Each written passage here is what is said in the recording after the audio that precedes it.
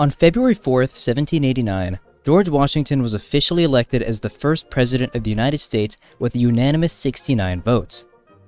220 years later, Swedish programmer Marcus Persson, aka Notch, released the very first edition of Minecraft, a game which by this point has sold over 350 million copies.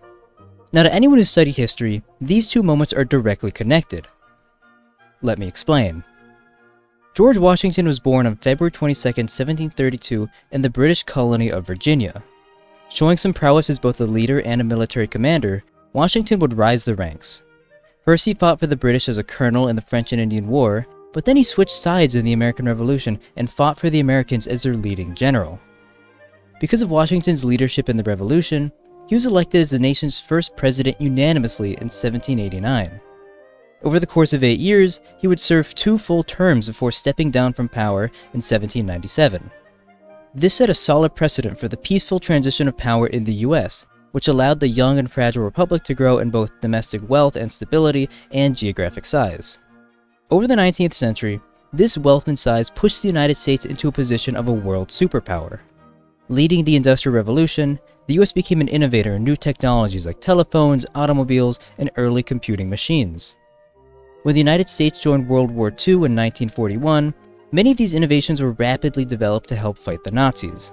This included the computer, which was used for things like code breaking and ballistics calculations. During the Cold War that followed, the US poured billions into semiconductor research, satellites, and networking technologies. In 1969, ARPANET, the ancestor of the internet, came online. Over the next few decades, computers got smaller, faster, and more importantly, cheaper. Companies like Apple and Microsoft brought them into people's homes. Then the internet exploded in the 1990s, ushering in a new era of computers and communication.